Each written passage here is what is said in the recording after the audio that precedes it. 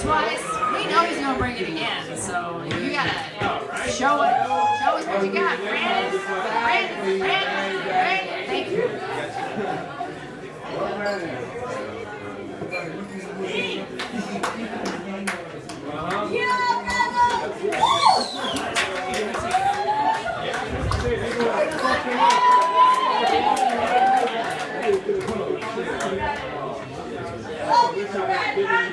Happy New Year, everybody. So, when I was a little kid, my favorite Sesame Street character was Oscar the Grouch. I thought that he was the most intriguing of the street monsters. And then 30 years later, I became Oscar the Grouch. I became the misanthropic trash monster that entertained me as a child. You know, I grew up to be kind of a slob and a hoarder, so my house, and especially my car, are essentially trash cans, and pretty much everything pisses me off.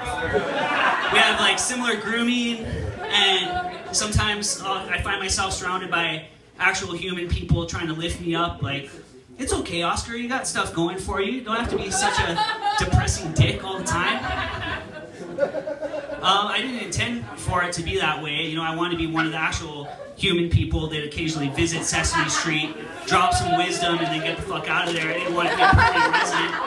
It could have been worse. I could have been Bert or Ernie. Not that there's anything wrong with that, but they have kind of a toxic, passive-aggressive relationship. I wouldn't want to be involved in anything like that.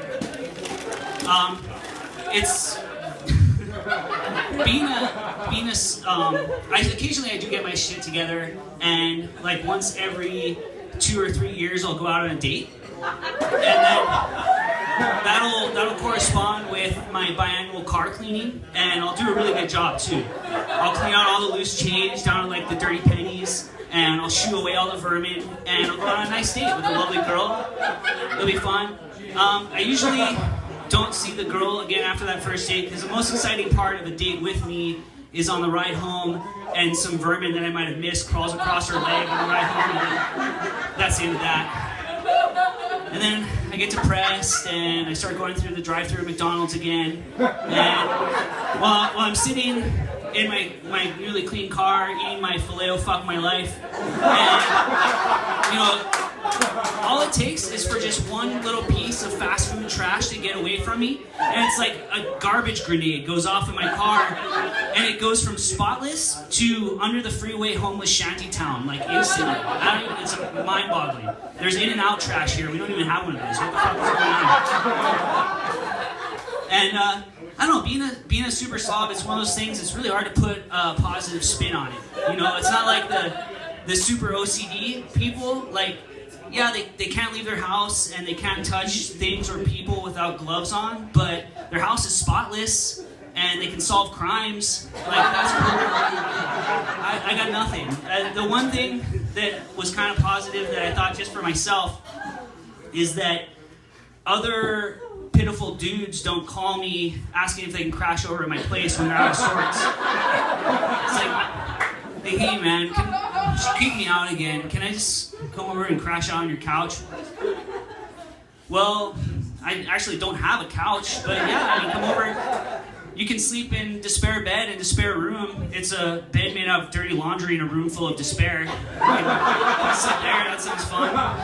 No, man, I'll just sleep in my car. That sounds, it's nice you have that option. No vermin.